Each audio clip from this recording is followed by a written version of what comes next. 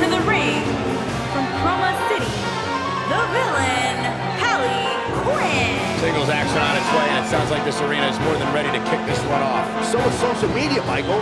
The opening bell hasn't even rung, and yet both these superstars are already trending.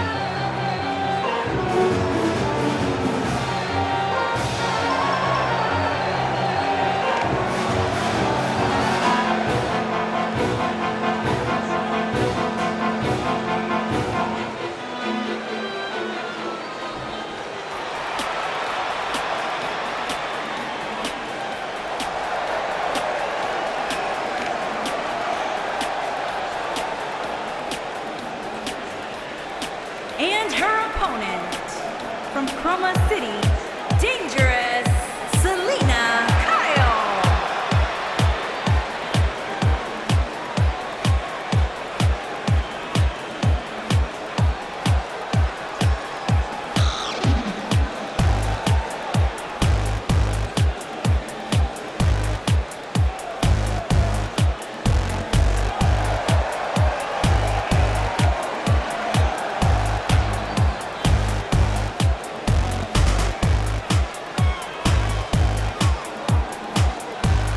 We have one-on-one action on the way, and this one should be nothing short of amazing. I don't doubt that for a moment, Michael. In fact, I would go so far as to say this match might just steal the show.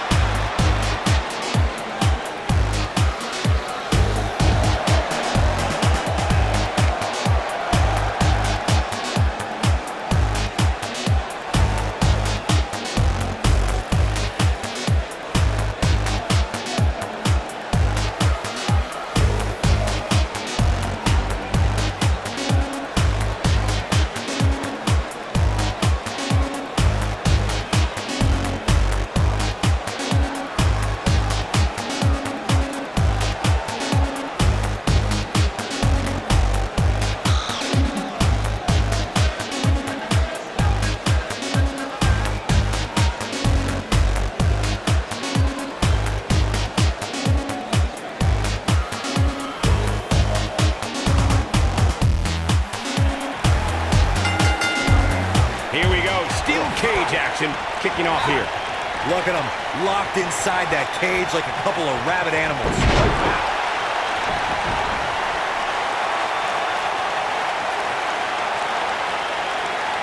Ooh, what an uppercut!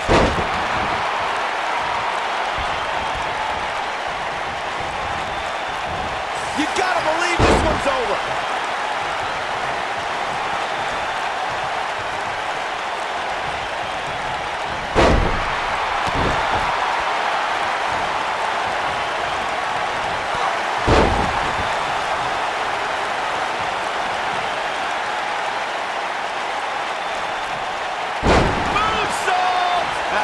Beautiful.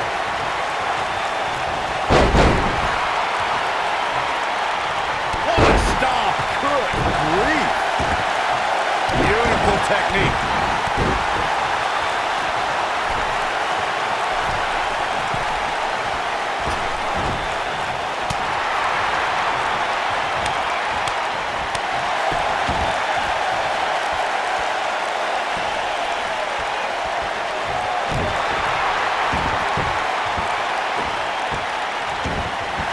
Aggression, just pure brutality. Come on, easy. She's absorbing some offense here. Nothing she can't fire back from, though. You know, she's the kind of competitor that actually likes getting hit. It motivates her. And this might just be what she needs to put her over the top, believe it or not. The steel cage is a massive enclosure that stands 15 feet in height.